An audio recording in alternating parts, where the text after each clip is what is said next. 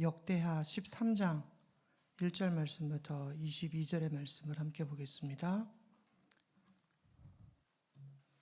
말씀이 좀 길지만 역대하 13장 1절부터 22절 말씀입니다.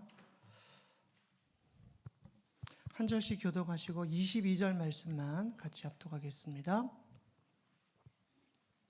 여로보암 왕 18째 해에 아비야가 유다의 왕이 되고 예루살렘에서 3년 동안 다스리니라. 그의 어머니 이름은 미가야요 기브아 사람 울리에의 딸이더라.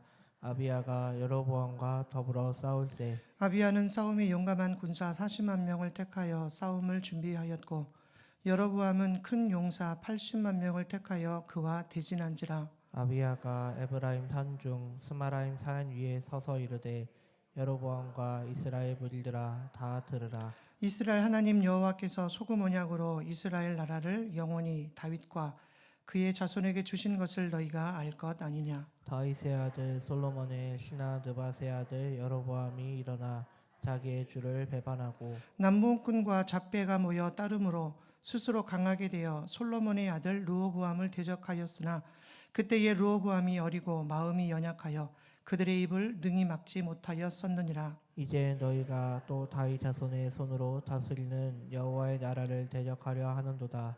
너희는 큰 무리요 또 여로보암이 너희를 위하여 신으로 만든 금송아지들이 너희와 함께 있도다.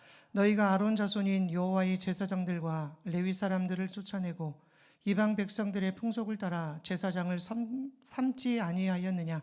누구를 막론하고 어린 수송아지 한 마리와 순양 7마리를 끌고 와서 장립을 받고자 하는 자마다 허무한 신들의 제사장이 될 수 있도다. 우리에게는 여호와께서 우리 하나님이 되시니 우리가 그를 배반하지 아니하였고 여호와를 섬기는 제사장들이 있으니 아론의 자손이요 또 레위 사람들이 수종들어 매일 아침 저녁으로 여호와 앞에 번제를 드리며 분향하며 또 깨끗한 상에 진설병을 넣고 또 금 등잔대가 있어 그 등에 저녁마다 불을 켜나니 우리는 우리 하나님 여호와의 계명을 지키나 너희는 그를 배반하였느니라. 하나님이 우리와 함께하사 우리의 머리가 되시고 그의 제사장들도 우리와 함께하여 전쟁의 나팔을 불어 너희를 공격하느니라. 이스라엘 자손들아 너희 조상들의 하나님 여호와와 싸우지 말라. 너희가 형통하지 못하리라. 여로보암이 유다의 뒤를 둘러 복병하였으므로 그 앞에는 이스라엘 사람들이 있고 그 뒤에는 복병이 있는지라. 유다 사람이 뒤를 돌아보고 자기 앞 뒤에 적병으로 말미암아 여호와께 부르짖고 제사장들은 나팔을 불리라. 유다 사람이 소리 지르매 유다 사람이 소리 지를 때에 하나님이 여로보암과 온 이스라엘을 아비야와 유다 앞에 치시니 이스라엘 자손이 유다 앞에서 도망하는지라. 하나님이 그들의 손에 넘기셨으므로 아비야와 그의 백성이 크게 무찌르니 이스라엘이 택한 병사들이 죽임을 당하고 엎드러진 자들이 50만 명이었더라. 그때 이스라엘 자손이 항복하고 유다 자손이 이겼으니 이는 그들이 그들의 조상들의 하나님 여호와를 의지하였음이라. 아비야가 여로보암을 쫓아가서 그의 성읍들을 빼앗았으니 곧 베델과 그 동네들과 여사냐와 그 동네들과 에브론과 그 동네들이라. 아비야의 때 여로보암이 다시 강성하지 못하고 여호와의 지심을 입어 죽었고 아비야는 점점 강성하며 아내 14을 거느려 아들 22과 딸 16을 낳았더라. 아비야의 남은 사적과 그의 행위와 그의 말은 선지자 이도의 주석책에 기록되니라. 아멘. 할렐루야. 오늘도 하나님의 은혜가 저와 여러분 삶 가운데 가득하시길 주님의 이름으로 축원합니다. 오늘 말씀의 제목이 좀 깁니다. 수적 전략적 열세 속에 있을지라도. 기억하시겠습니까? 수적 전략적 열세 속에 있을지라도. 우리가 열세 속에 있을지라도 하나님은 우리를 승리케 하실 줄 믿습니다. 그것이 오늘 본문 가운데에 기록되어진 아비야의 사건입니다. 남한국 유다의 두 번째 왕인 아비야의 이름의 뜻은 여호와는 나의 아버지라고 하는 뜻을 가지고 있어요. 우리가 아이들을 낳을 때에도 이름을 잘 지을 필요가 있습니다. 그렇죠? 옛날처럼 이름을 막 짓는 게 아니라 그 이름 속에 어떤 의미를 담아 그리고 이 아이가 어떤 삶을 살아가기를 소원하는 마음을 담아 그렇게 이름을 짓지요. 르호보암이 28명의 아들을 낳습니다. 굉장히 많이 낳죠. 그 중에 아비야는 장자가 아니었음에도 불구하고 아비야를 이스라엘 남한국 유다의 두 번째 왕으로 세워요. 그리고 그의 이름을 아비야, 여호와는 나의 아버지다라고 하는 뜻을 담아서 그의 아들의 이름을 짓습니다. 오늘 본문 1절과 2절에 보면 르호보암은 기브아 사람 우리아의 딸인 미가야를 아내로 삼고 그리고 그의 아들인 아비야를 왕으로 세웁니다. 근데 성경의 기록에 보면 이 아비야의 통치는 3년밖에는 채 되질 않아요. 아까 말씀드렸던 것처럼 르호보암에게는 28명의 아들이 있었고 아비야는 장자가 아니었음에도 불구하고 르호보암 왕의 굉장히 총애를 받았던 것 같아요. 그래서 그를 들어 남한국 유다의 두 번째 왕으로 세웁니다. 근데 성경에 보면 열왕기 상과 오늘 역대기 하에 아비야의 사건이 기록이 되어져 있어요. 그러니까 제가 말씀을 볼 때 열왕기 상의 말씀과 역대기 하의 말씀을 좀 번갈아서 말씀을 드릴 때에 아비야의 기록은 열왕기 상에도 기록이 되어져 있고 열왕기 하에도 기록이 되어져 있다라는 것을 기억을 하시면 좋겠어요. 역대기의 기자는 그의 치적과 그의 업적을 기록하고 있어요. 반면 열왕기 하는 그가 하나님 앞에 어떤 사람이었을까를 기록을 하고 있어요. 그러니까 우리가 성경을 좀 자세하게 보시면 열왕기의 내용은 아비야의 어떤 치적보다는 업적보다는 그가 하나님 앞에 어떤 삶을 살았는가. 반면 역대기는 그의 치적 그리고 그의 업적. 오늘 본문 전에 12장 16절부터 13장 22절까지 무려 23절의 그의 치적과 그의 업적을 기록하고 있습니다. 반면 열왕기는 짧게 한 8절 정도 무려 3배의 분량을 역대기는 기록을 하고 있다는 거예요. 먼저 역대기에 기록되어진 그의 치적과 그의 업적을 보겠습니다. 그는 굉장히 신앙적인 인물이었고 그로 말미암아 북이스라엘과의 전쟁에서 승리할 수 있었음을 기록을 하고 있어요. 3년이라는 짧은 통치 기간이었지만 남유다의 국권을 든든히 하고 부강하게 하는 기초를 놓았다라고 기록을 하고 있습니다. 더욱이 남유다와 북이스라엘 사이에는 끊임없는 전쟁이 있었습니다. 그리고 그의 아버지 르호보암 때부터 그 전쟁이 몇 년 동안 이어지냐면 약 20년을 계속해서 전쟁이 있는 거예요. 그러니까 전쟁을 하다가도 잠시 휴전했다가 또 전쟁이 있었던 그런 기간이 무려 20년의 세월입니다. 20년간 전쟁이 끊이질 않습니다. 그런데 아비야 때에 이르러 남북의 전쟁을 일종 기간 종식시키는 위협적인 통치자이기도 했고 상당히 큰 업적을 남겼던 그런 왕이기도 합니다. 그런 믿음을 가지고 있었고 제사장의 기도를 신뢰했고 또 여로보암과의 전쟁에서 크게 승리한 업적을 가지고 있었던 것이 오늘 본문의 기록입니다. 그러면 열왕기는 어떻게 기록을 하고 있을까요? 열왕기상 15장 3절의 말씀입니다. 같이 합독합니다. 아비암이 그의 아버지가 이미 행한 모든 죄를 행하고 그의 마음이 그의 조상 다윗의 마음과 같이 아니하여 그의 하나님 여호와 앞에 온전하지 못하였으니. 역대기에는 아비야라고 기록을 했는데 오늘 열왕기 상에는 뭐라고 기록하고 있습니까? 아비암으로 기록을 하고 있어요. 그러니까 동명이인이 아니라 역대기에서는 역대기에서는 아비야, 열왕기에서는 아비암, 같은 인물입니다. 그런데 그 이름의 뜻이 천차만별하게 바뀝니다. 아까 아비야를 뭐라고 그랬죠? 여호와는 나의 하나님이시다. 여러분, 여호와 하나님이 나의 아버지 되신다. 그 이름이 아비야였습니다. 그런데 열왕기상 15장 1절에서는 그의 이름을 아비암으로 소개하고 있고 아비암의 이름의 뜻은 바다의 아버지. 그러니까 이름의 뜻이 이상하게 변화가 되는 거예요. 무슨 이야기냐면 그는 3년밖에 통치 기간이 되지 않는 짧은 기간 나라를 다스린 것. 그리고 그의 마음이 조상 다윗만큼 온전하지 못했다. 그렇게 이야기를 하고 있는 거예요. 그러니까 역대기에서는 그의 업적과 치적을 굉장히 강조하고 있는 반면 갑자기 열왕기에서는 그의 치적은 다윗과 같지 않았다. 그리고 그의 조상들, 그의 아버지였던 르호보암의 죄악을 따라 그는 그런 삶을 살았다라고 이야기를 하고 있는 거예요. 최종적인 그의 평가는 증조 할아버지 다윗보다는 아버지 르호보암을 더 닮은 인물이었다. 부정적인 몇 자의 평가일 뿐 8절에서 그의 짧은 평가를 하고 있는 겁니다.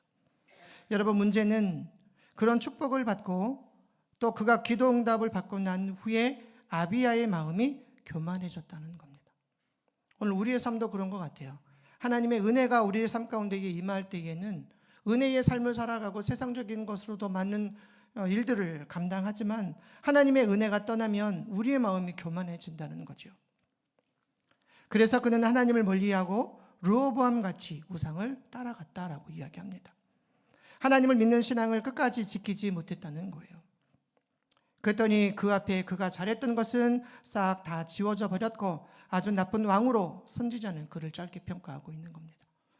여러분, 우리가 사람들 앞에 평가를 받기보다는 우리가 하나님 앞에 섰을 때 과연 우리는 하나님 앞에 어떤 평가를 받을 것인가? 그게 중요하다는 거죠. 사람들 앞에 아무리 좋은 평가를 받아도 우리가 하나님 앞에 섰을 때에 하나님이 우리를 어떻게 평가하실 것인가? 그래서 이런 이야기가 있습니다. 우리가 머물렀던 자리, 내가 앉아 있었던 자리, 내가 머물렀던 곳, 그것이 아름다운 자리의 삶으로, 그래서 하나님이 우리를 평가하실 때에 아비야가 역대기에 기록되어진 그의 치적과 그의 업적인 것처럼 우리가 하나님 앞에 평가를 받을 때에 아름다운 사람으로, 믿음의 사람으로 평가받는 저와 여러분들 삶이 되시기를 주님 이름으로 축원합니다. 오늘은 역대기의 말씀을 좀 보면서 오늘 말씀의 제목처럼 수적과 전략적인 열쇠 속에 그가 놓여져 있지만 오늘 그의 삶을 통해서 하나님이 우리에게 주시는 말씀의 은혜를 함께 나누도록 하겠습니다. 우리 3절의 말씀을 같이 합독하겠습니다. 아비야는 싸움에 용감한 군사 40만 명을 택하여 싸움을 준비하였고 여로보암은 큰 용사 80만 명을 택하여 그와 대진한지라. 아까 말씀드렸던 것처럼 르호보암은 17년 남한국 유다를 다스립니다. 그리고 17년 후에 그가 죽자 아비야가 왕이 돼요. 그러니까 아버지 17년, 아비야 3년. 몇 년입니까? 도합 20년이죠. 여러분, 20년 동안 남한국 유다는 북한국 이스라엘과 늘 전쟁 중이었다는 거예요. 아비야가 왕위에 올라 3년을 치리하고 그가 제일 먼저 했던 것은 뭐냐면 군사를 준비하는 겁니다. 아버지 때에 있었던 전쟁, 그것이 종식되었으면 좋겠는데 여전히 내 때에도 전쟁이 있는 거예요. 그러니까 왕위가 되자마자 나라를 다스리기보다는 그가 먼저 준비했던 것은 전쟁의 준비였습니다. 군사를 모집을 하는데 남한국 유다의 군인 수가 몇십만입니까? 40만이에요. 반면 북한국 이스라엘이 쳐들어왔는데 그들의 군인의 수는 80만입니다. 여러분, 몇 대 몇이에요?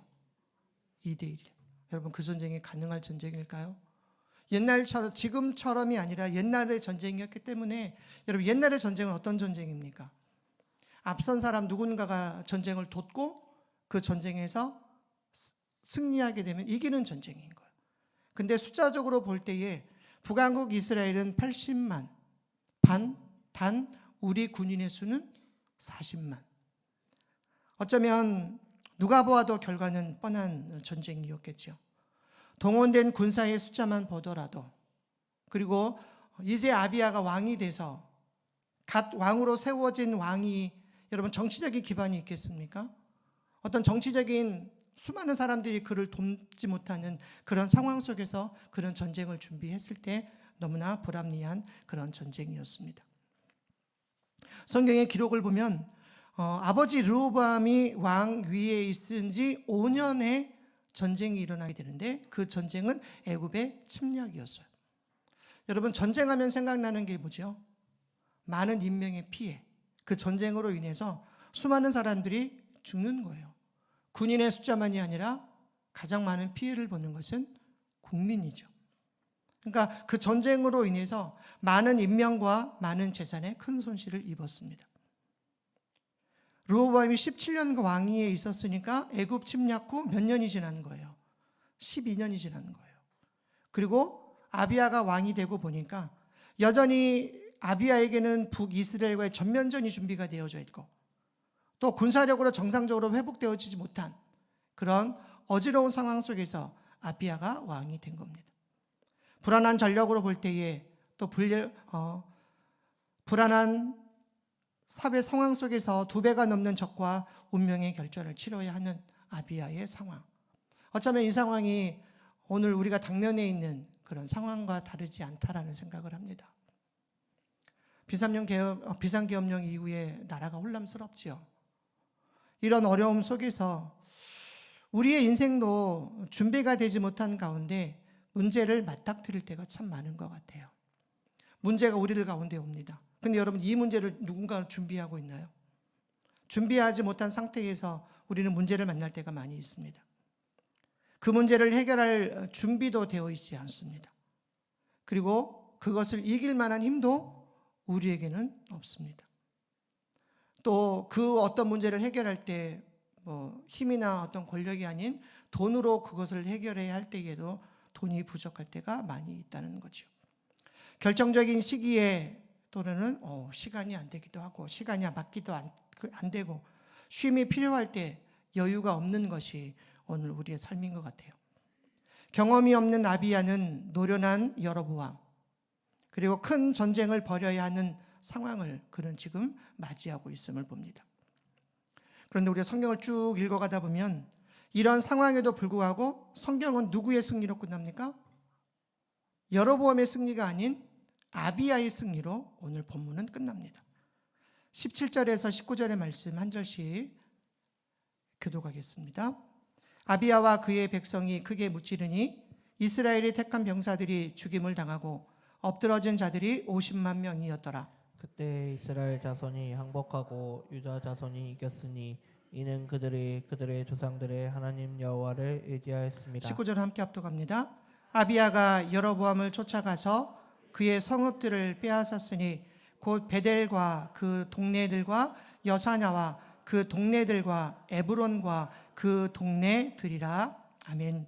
본문을 읽어가다 보면 좀 재밌는 게 뭐냐면 이스라엘 백성들이 아비야를 중심으로 해서 전쟁에 승리를 하는데 여러분, 그 전쟁의 승리했다라고 하는 내용만 기록하고 있을 뿐 어떻게 승리했다라고 하는 승리의 기록은 기록되어 있지를 않는다는 거예요. 어떻게 이겼을까? 우리가 생각할 때 여러분, 아비야는 40만입니다. 북왕국 이스라엘 여로보암의 군인의 수는 80만입니다. 이 전쟁에서 오늘 본문에 보니까 이스라엘이 승리를 했다. 이스라엘 자손이 양복을 했다. 유다 자손이 이겼다. 어떻게 이겼습니까? 기록이 없어요. 그러니까 우리가 추측할 수 있는 것은 하나님이 갑자기 내성을 발휘를 해서 그들을 물리치실 수도 있다라고 우리는 추측할 수가 있습니다. 쉬운 예로 이런 이야기가 있죠. 엘리사를 잡기 위해 수많은 군인들이 동원이 되죠. 그때 하나님은 그들의 눈을 멀게 하셔서 엘리사를 구출하신 사건들, 그리고 하나님은 큰 번개와 내성을 발휘를 해서 아침에 나가보니 수많은 군인들이 죽어 있었던 그런 시체를 발견한 사건들, 그것을 통해서 우리가 추측할 수 있는 것은 하나님은 이스라엘 백성들을 승리하게 하셨고 또 그들을 구원해 주셨다라는 거예요. 그날 밤 북왕국의 군사가 무려 몇 만이 죽습니까? 50만이 죽어요. 근데 어떻게 죽었는지는 성경은 기록하고 있지 않습니다. 남왕국 유다의 대승이었다는 거죠.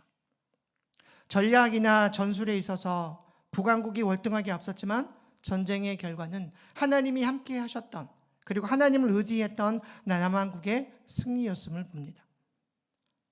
그런데 저는 오늘 본문의 말씀을 통해서 보고 싶은 것은 이스라엘 백성들이 승리할 수 있었던 승리의 결정적인 요인들이 무엇이 있을까라는 거예요. 그냥 단지 이스라엘 백성들이 이겼네, 승리했네가 아니라 그 가운데에는 이스라엘 백성들이 승리할 수 있었던 승리의 요인들, 그리고 반드시 이스라엘 백성들에게 승리할 수 있었던 이유가 오늘 본문 가운데에 숨어 있다는 거죠. 두 가지를 살펴보겠습니다. 10절에서 12절 말씀 같이 한 절씩 교독하겠습니다. 우리에게는 여호와께서 우리 하나님이 되시니 우리가 그를 배반하지 아니하였고 여호와를 섬기는 제사장들이 있으니 아론의 자손이요 또 레위 사람들이 수종들어 매일 아침 저녁으로 여호와 앞에 번제를 드리며 분향하며 또 깨끗한 상에 진설병을 놓고 또 금 등잔대가 있어 그 등에 저녁마다 불을 켜나니 우리는 우리 하나님 여호와의 계명을 지키나 너희는 그를 배반하였느니라. 같이 합독하겠습니다.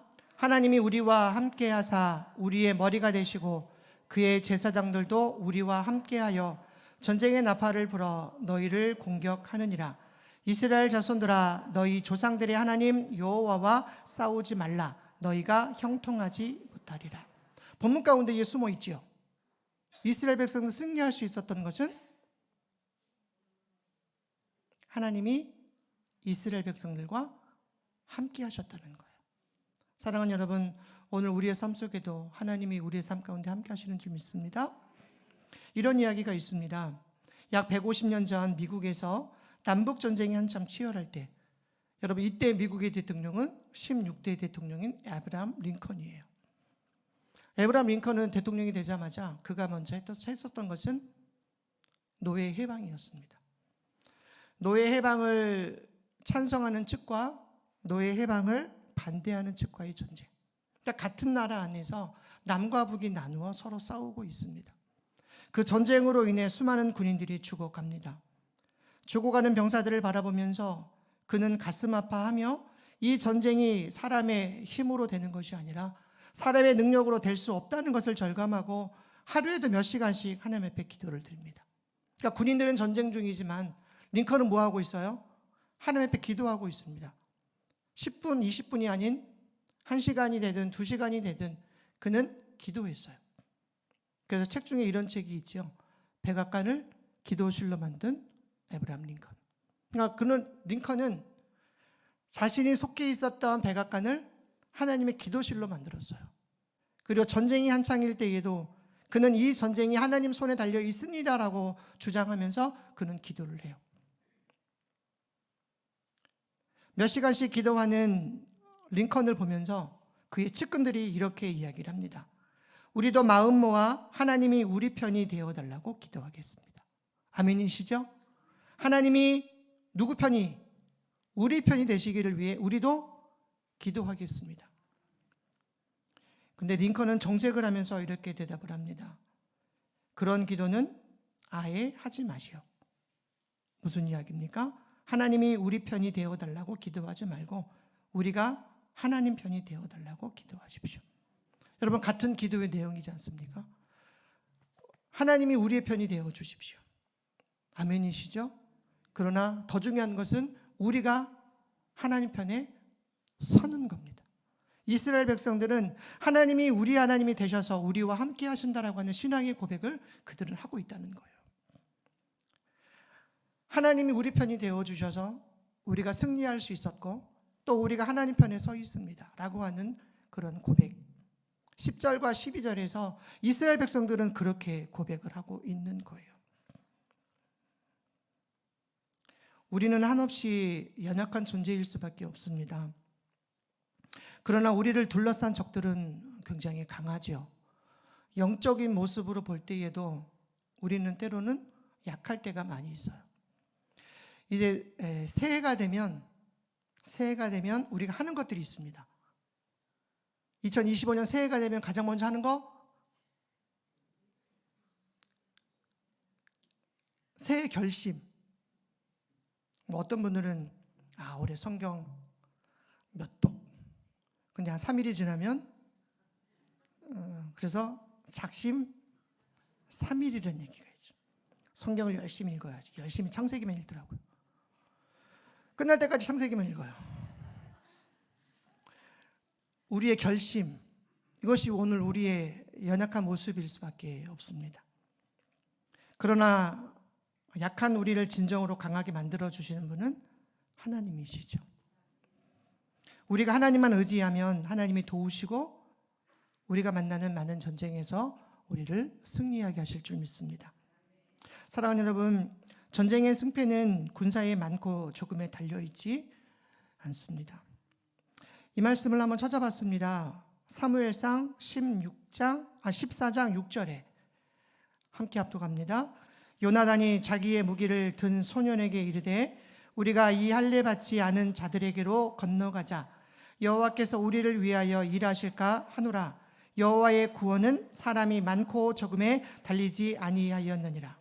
사람의 많고 적음이 아니라 하나님이 우리의 삶 가운데 함께 하심을 믿고 나아가는 우리의 고백들. 비록 우리가 약하지만 하나님만 의지하면 하나님이 우리를 승리하게 하실 줄 믿습니다. 객관적으로 약세일지라도 하나님을 의지하는 자는 반드시 승리하게 될 줄 믿습니다.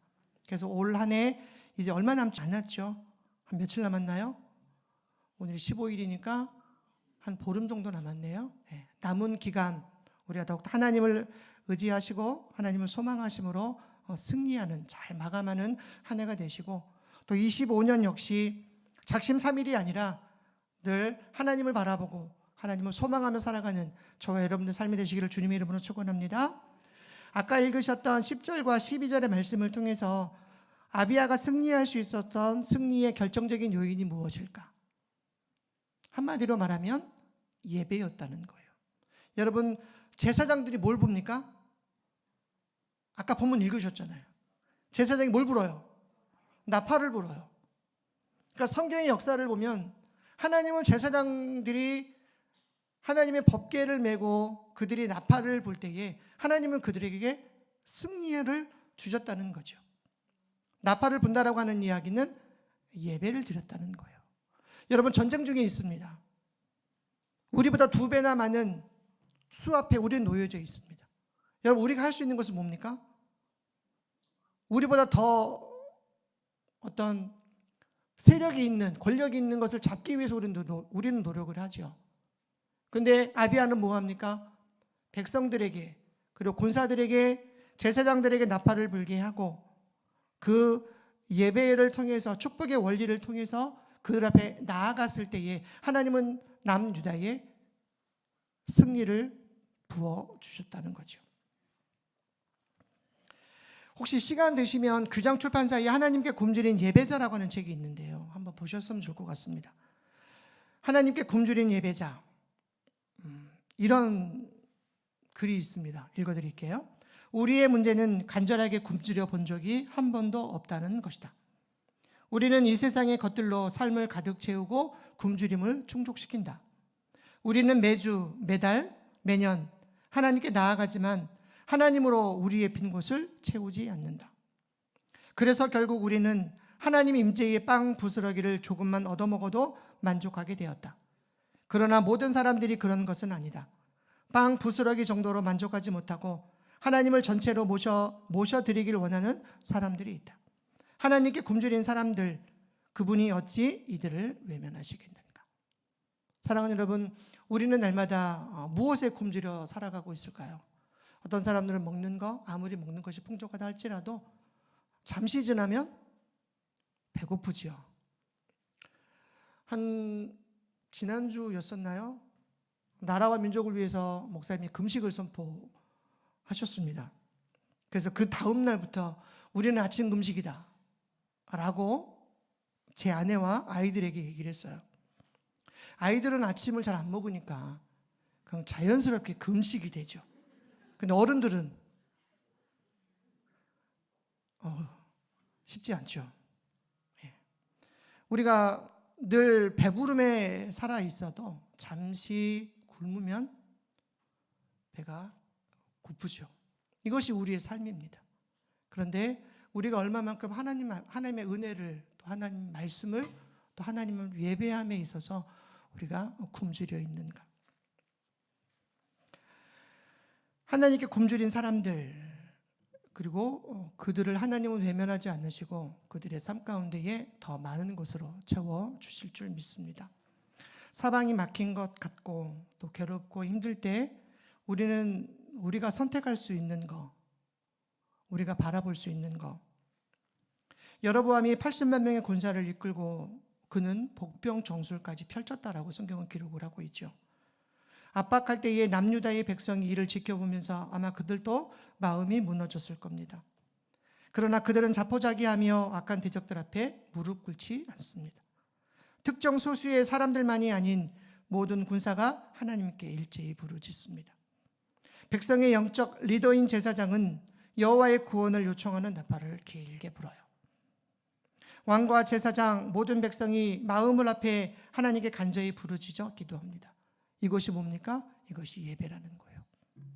그래서 25년 혹시 우리 교회표가 뭔지 아십니까? 우리 김정우 장로님 한번 따라해 보겠습니다. 2025년 표어는 예배입니다. 한번 따라해 보겠습니다. 예배. 그러면 주제의 말씀은 영과 진리로 예배하고 삶으로 실천하는 고백 공동체. 그래서 교회에서 드리는 예배만이 아닌 우리의 삶이 예배가 되고 그 속에서 하나님 우리가 만나는 많은 문제들을 능히 승리하고 하나님 앞에 영광 돌릴 수 있는 저와 여러분들의 삶이 되시기를 주님의 이름으로 축원합니다. 아마 여러분들이 잘 아시는 말씀일 것 같아요. 예레미야 33장 3절 말씀. 너는 내게 부르짖으라 내가 내게 응답하겠고 내가 알지 못하는 크고 은밀한 일을 내게 보이리라. 누가 말씀하셨습니까? 하나님이 말씀하신 거예요. 너는 내게 부르짖으라.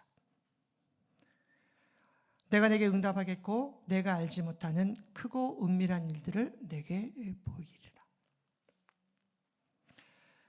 유대 군사들과 제사장들이 하나님께 부르짖고 나팔을 불 때 하나님께서 여로보암의 대군을 순식간에 쳐서 패하게 하십니다. 아까 말씀드린 것처럼 어떻게 북왕국 이스라엘이 패망을 했는지는 성경에 기록이 되어 있질 않아요.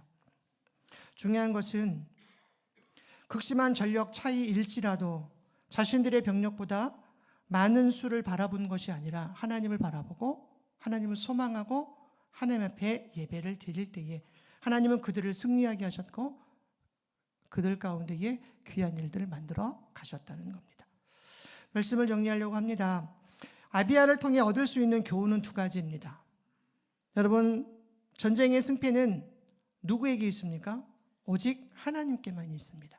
내 힘이 아닌, 내 능력이 아닌 하나님께만 있습니다. 군사의 수나 전술상의 위치에 있다고 해서 전쟁이 승리하는 것은 아니라는 거예요. 우리가 세상의 재물을 많이 가지지 못해도 하나님을 바로 믿는 신앙이 가장 큰 재산이며 복이라는 겁니다. 그리고 무엇보다 바른 예배가 얼마나 중요한 자산인지를 오늘 말씀을 통해서 우리는 깨닫게 됩니다. 뿐만 아니라 하나님께 부르짖을 때 하나님께서 우리를 도우사 우리를 승리하게 하실 줄 믿습니다. 오늘 우리의 진정한 자산이 여러분 무엇이라고 생각합니까? 어떤 물질이나 권력이나 그것이 아니라 무슨 일을 만나든 누가 뭐라든 우리의 자산은 하나님을 믿는 신앙입니다. 그리고 그것을 붙잡고 끝까지 달려가는 저와 여러분의 삶이 되었으면 좋겠습니다. 눈에 보이는 부요함에 현혹되지 말고 하나님만 절대 의존하고 신실하게 그분만 예배하는 저와 여러분의 삶이 되시기를 다시 한번 주님의 이름으로 축원합니다. 기도하겠습니다. 고마우신 아버지 하나님 감사합니다. 수적으로 또 전술적으로 열세 가운데에 있었던 아비야의 삶이었지만 남유다의 상황이었지만 하나님은 그들이 하나님을 소망할 때, 그들이 하나님을 의지할 때, 그들이 하나님을 예배할 때 이스라엘 백성 남유다가 승리했던 귀한 사건을 통해서 다시 한번 우리가 하나님을 소망하고 우리가 하나님을 바라보고 하나님을 예배하는 우리의 삶이 되어지기를 원합니다. 만나는 많은 문제들 속에서 낙심하고 실망하고 좌절하는 것이 아니라 늘 하나님을 예배하게 하시고 하나님의 이름을 붙잡고 나아가는 믿음의 삶으로 우리를 인도하여 주시옵소서. 예수님의 이름으로 감사하며 기도드립니다. 아멘.